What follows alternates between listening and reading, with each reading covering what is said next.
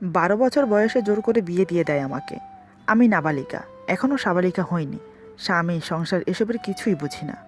বিয়ের রাতে আমার স্বামী যা করল তা আমি কল্পনাও করিনি।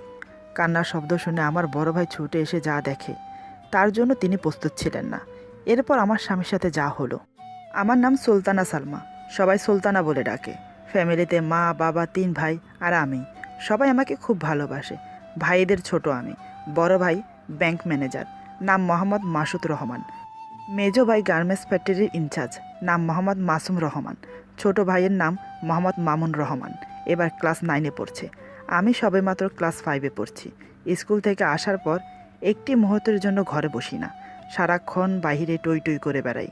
খুবই চঞ্চল টাইপের মেয়ে আমি। আমার কাছে রাত দিন সবই এক সমান। যখন যেখানে মন চায় সেখানে চলে যাই। বাবা মা সবাই খুব বকে এখানে সেখানে যাই বলে, কিন্তু আমি শুনি না। এটা আমার অভ্যাস হয়ে গেছে। মেজো ভাইয়া বিয়ে করেছে প্রেম করে, বড় ভাইয়ার আগেই। বড় ভাইয়ার জন্য মেয়ে দেখে রেখেছে, কিন্তু মেয়ের মা বাবা দুমনা করছে। বিয়ে দেবে না দেবে সেটা চিন্তা করছে। কিন্তু ভাইয়া ওই মেয়ে ছাড়া বিয়ে করবে না। আমাদের গ্রামের বাড়ি পাবনা, তবে আমরা অল ফ্যামিলি চট্টগ্রামে থাকি। নিজস্ব বাড়ি করেছে চট্টগ্রামে। এদিকে আমার চঞ্চলতা দেখে সবাই দুশ্চিন্তা করছে। রাস্তাঘাট ভালো না, কখন কি ঘটে যায়। তাই বাবা সিদ্ধান্ত নিল আমাকে বিয়ে দেবেন, তবে চট্টগ্রামে না, পাবনা দেবেন। কারণ এখানে বিয়ে দিলে আমি ছুটে ছুটে চলে আসব, তাই। সেই জন্য আমার চাচাকে বললেন ছেলে দেখার জন্য। প্রায় 4 মাস পরে একটা ভালো ছেলের সন্ধান পেয়ে বাবাকে বলল। সব শুনে বাবা বললেন, সামনের মাসে ছেলে পক্ষকে বলো মেয়েকে দেখার জন্য আসতে। বাবার কথা মতো ছেলের বাবাকে বললেন চাচা। ছেলের বাবা বলল, সামনের মাসের 15 তারিখে আমরা যাব মেয়ে দেখতে। তবে চট্টগ্রামে আমাদের কোনো আত্মীয় নেই। একটা হোটেল বুকিং করে রাখতে বলবেন। টাকা পয়সা নিয়ে চিন্তা করবেন না। আমি কিছুই জানি না, তাই আমার দিন ভালোই কাটছে। ঘুরছি ফিরছি, আয়েশ করছি। মা বাবা আমাকে জানাতে চায়নি, ভেবে রেখেছে ছেলে পক্ষ যেদিন আসবে সেদিন জানাবে। সেই অনুযায়ী সবাই চুপচাপ। দেখতে দেখতে সেই দিনও চলে এলো। আজ ছেলে পক্ষ আমাকে দেখতে আসবে। বড় ভাইয়া পাবনা গেছে দাদিকে নিয়ে আসার জন্য। ছেলে পক্ষ একদিন আগে চলে এসেছে। বাড়িতে বড় করে রান্নার আয়োজন করেছে। জিজ্ঞেস করলাম, আজ এত রান্না কেন করছো? মা বলল, পাবনা থেকে মেহমান আসবে তোকে দেখতে। আমি বললাম, কেন? আমি কারো সামনে যাব না। সবাইকে ডাকছো আমাকে মারার জন্য, তাই না? মা হেসে বলল, পাগলি মেয়ে, তোকে কেউ কিচ্ছু করবে না। আমাদের বাড়ির 8টা ঘর ভাড়া দেওয়া হয়। সবাই আমার মায়ের সাথে হাতে হাতে কাজ করে দিচ্ছে। মেজো ভাবি বলল, সুলতানা, আজ তোকে দেখতে আসবে তোর বর। পছন্দ হইলেই বিয়ে, তৈরি থাকিস। শুনে আমি মনে মনে ভয় পেলাম। কিসের বিয়ে? আমাকে মারার জন্য পাবনা থেকে মানুষ নিয়ে আসছে। আমি মা বাবার কথা শুনি না, তাই হয়তো। আমি চুপচাপ কিছু বললাম না। মা বলল, তুই ভয় পাস না, ওরা শুধু তোকে দেখতে আসবে, কিচ্ছু করবে না। তোর বড় নানার আত্মীয়। এখন তুই যা, রেখাকে ডেকে নিয়ে আয়। রেখা আর কেউ নয়, বড় ভাইয়ের জন্য যে মেয়েকে পছন্দ করে রেখেছে তার নাম। প্রথমে তারা আমাদের বাড়িতে ভাড়া থাকতো, এখন পার্শ্ববর্তী বাড়িতে থাকে। আমাকে বোঝানোর জন্য রেখা আপুকে ডাকতে বলছে। আমি মনে মনে ভাবছি, এই সুযোগ, রেখা আপুকে ডাকার নাম করে পালিয়ে যাব। এই ভেবে রেখা আপুর বাড়িতে গেলাম। ওনাকে বললাম মা ডাকছে। এই বলে যেই না পালানোর জন্য উদ্যত হব, ঠিক তখনই দেখি মা এসে হাজির। আমার একটা হাত চেপে ধরে বলল, আমি জানতাম তুই রেখাকে ডাকতে এসে পালাবি, তাই আমি তোর পিছু নিয়েছিলাম। রেখা আপু বলল, সুলতানা পালাবে কেন, কি হয়েছে?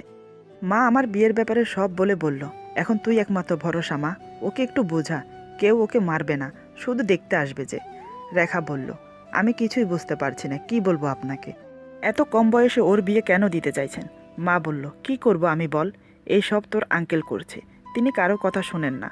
রেখা বলল, আপনার বোঝানো উচিত আন্টি, ওর এখনও বিয়ের বয়স হয়নি। স্বামী, সংসার এসব কিছুই বুঝবে না, এখনও ছোট বাচ্চাদের সাথে ঘুরে বেড়ায়।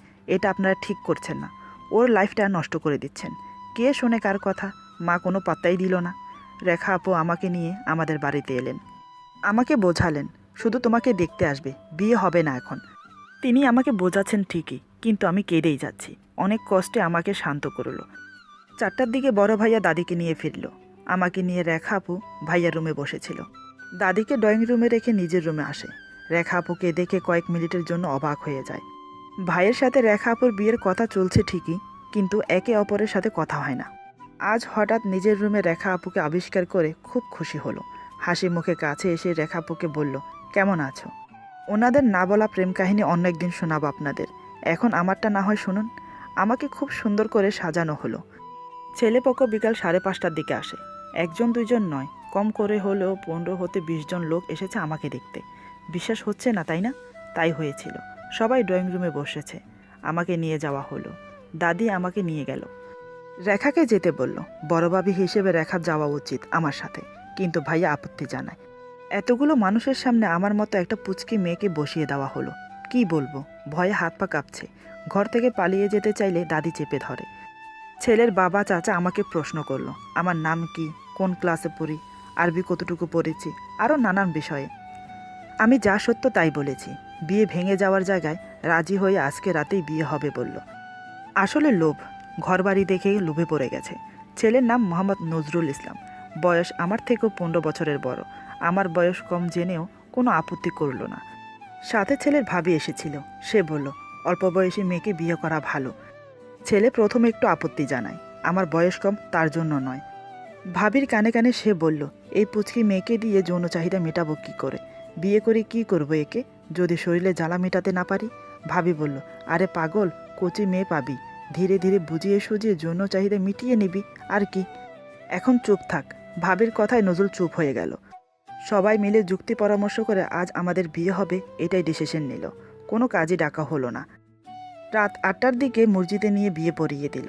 বিয়ে হয়ে গেল আমার, অথচ আমি এসবের কিছুই বুঝি না। কি অদ্ভুত, তাই না? হঠাৎ বিয়ে হওয়ার কারণে তেমন কোনো কিছুই কেনাকাটা হয়নি। শুধু একটা শাড়ি আর একটা নাকফুল দিয়েছে। রেখা আপুকে দিয়ে নাকের ফুলটা পরানো হলো, কারণ ভবিষ্যতে তিনি আমার বড় ভাবি হবে। তাই রাতে আমাদেরকে বাসর ঘরে দেবে, তাই বলা বলি করছে সবাই। এদিকে আমার স্বামীর মনে লাড্ডু ফুটছে। সে উতলা হয়ে আছে আমাকে কাছে পাওয়ার জন্য। বিয়ে বাড়ির মতো চারিদিকে হইচই। সবাই ভেবে চিন্তে ঠিক করলো হোটেলে না, আমাদের বাড়িতে বাসর হবে। সেই অনুযায়ী দুজনের জন্য একটা রুম বরাদ্দ করা হলো। তবে ফুল দিয়ে সাজানো বাসর ঘর নয়, নর্মাল একটা রুম। আমি যেতে চাইছি না। অনেক জোর করে আমাকে ওই রুমে রেখে আসে। সবার আড়ালে একটা পুতুল নিয়ে এসেছি। বসে বসে তার সাথে খেলছি। কিছুক্ষণ পর আমার স্বামী প্রবেশ করে। ভাবি সালাম করতে বলেছিল, আমার মনে নেই। নজরুল বলে সালাম করতে। আমি সালাম করলেই উপহার স্বরূপ আমাকে 1000 টাকা দেয়। কারণ হঠাৎ করে বিয়ে হয়ে গেছে, এমনটা হবে ও জানতো না। আমি টাকা পেয়ে খুব খুশি হলাম। ছোট বাচ্চাদের মতো লাফিয়ে লাফিয়ে বলছি, ও আমার কাছে 1000 টাকা আছে। কাল এ টাকা দিয়ে অনেক চিপস আর চকলেট খাওয়া যাবে। নজরুল আমাকে শান্ত করে বসায়। আমার একটা হাত ধরে বলে, তুমি খুশি হয়েছ? আমি বললাম, হ্যাঁ, অনেক খুশি। আপনি অনেক ভালো। নজরুল বলল, তুমি আমার কথা শুনলে তোমাকে আমি অনেক চকলেট দেব। আমি বললাম, সত্যি আপনি আমাকে অনেক চকলেট দেবেন? নজরুল বলল, হ্যাঁ দেব, কিন্তু তার জন্য তোমাকে আমার কথা শুনতে হবে। আমি বললাম, কি কথা? আমি শুনবো আপনার কথা। নজরুল বলল, কাছে এসো। আমি ওর পাশে গিয়ে বসলাম। নজরুল আমাকে কাছে পেয়ে শক্ত করে জড়িয়ে ধরে। আমি নিজেকে ছাড়ানোর চেষ্টা করে বললাম, কি করছেন আপনি? ছাড়ুন আমাকে। আপনি আমাকে জড়িয়ে ধরেছেন কেন? নজরুল আমাকে আরও শক্ত করে জড়িয়ে ধরে বলে, তুমি আমার স্ত্রী, আমি তোমাকে জড়িয়ে ধরতে পারি। আমি বললাম, স্ত্রী কি? কাপড় ইস্ত্রি করে যে সেই স্ত্রী? আমার কথায় নজরুল হেসে ওঠে।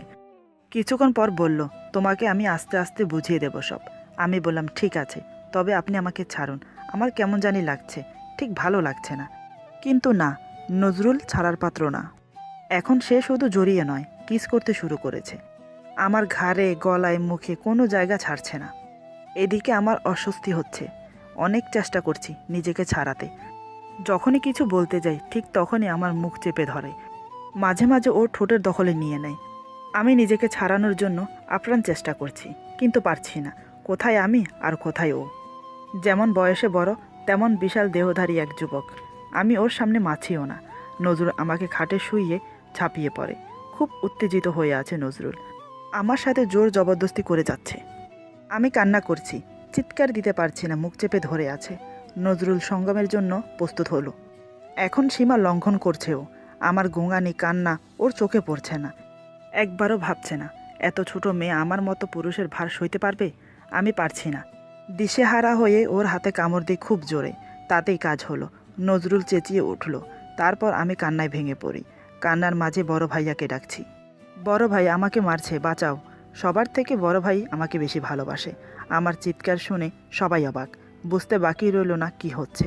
সবাই চুপচাপ, কেউ আসছে না। সবার একটাই কথা, ওরা স্বামী স্ত্রী, আমাদের যাওয়া উচিত হবে না। আমার কান্নার শব্দ কারোর মন গলেনি। কিন্তু বড় ভাইয়া সইতে পারছে না। ছুটে এসে দরজায় করাঘাত করে। নজরুল হাতের যন্ত্রণা নিয়ে দরজা খুলে দিল। দেখে আমি বিছানায় শুয়ে আছি চাদর মুড়ি দিয়ে। আমার পরনের কাপড় সব নিচে পড়ে আছে। লজ্জায় ভাইয়া মাথা নিচু করে নেয়।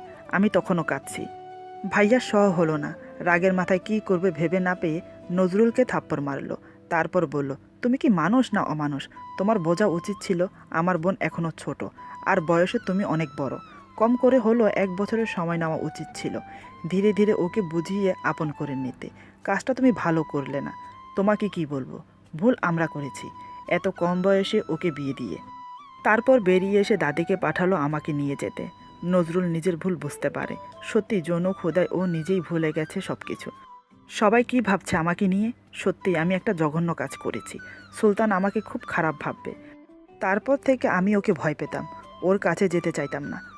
2 মাস পর অনুষ্ঠান করে আমাকে ওদের বাড়িতে নিয়ে যায়। প্রথমে মা বাবা বলেছিল 1 বছর পর নিয়ে যাওয়ার জন্য, কিন্তু আমার শ্বশুর মানতে রাজি না। তিনি বললেন, মেয়ের কোনো সমস্যা হবে না, আমরা আছি তো। আপনাদের মেয়েকে আমরা নিজের মেয়ের মতো রাখবো। এখন বর্তমান আমি শ্বশুর বাড়িতে। এখানে এসেও আমি বাচ্চাদের সাথে খেলা করি। এখনও সবার ঘরে ঘুরে বেড়াই। আমার শ্বশুর বলল, কয়েকদিন যাক, তারপর না হয় ওদেরকে এক রুমে দিও।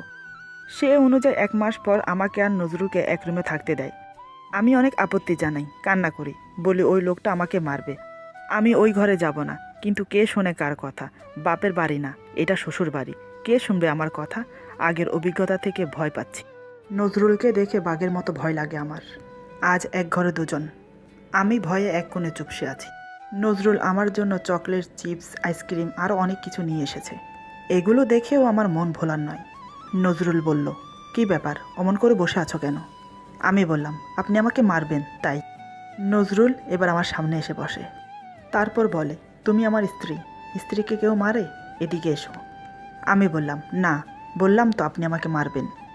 আগে একবার খুব কষ্ট দিয়েছিলেন, মনে আছে? আমি খুব ব্যথা পেয়েছি, আমি আসবো না। নজরুল বলল, ভুল হয়ে গেছে, ক্ষমা করে দাও। এই দেখো, আমি কানে ধরছি। তুমি বললে কানে ধরে উঠবস করব। আমি হেসে বললাম, সত্যি আপনি এমন করবেন? নজরুল বলল, হ্যাঁ ধরব। তুমি বললে কানে ধরে নয়, যা বলবে তাই করব।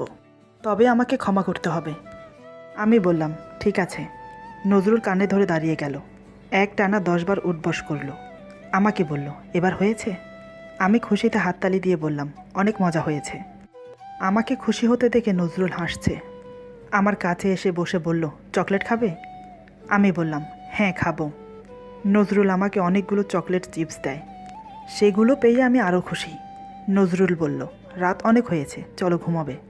এই বলে আমাকে নিয়ে শুয়ে পড়ল। আমার মাথায় হাত বুলিয়ে দিচ্ছে। আমার কাছে ভালো লাগছে। নজরুল বলল, তুমি জানো আমি তোমার কি হই? আমি বললাম, তুমি আমার বর, সবাই বলে। নজরুল বলল, একদম ঠিক বলেছ, আমি তোমার বর। আর তুমি আমার কি জানো? আমি বললাম, কি? নজরুল বলল, তুমি আমার পুচকি বউ। তোমাকে আমি অনেক ভালোবাসি। আমি বললাম, ভালোবাসা কি?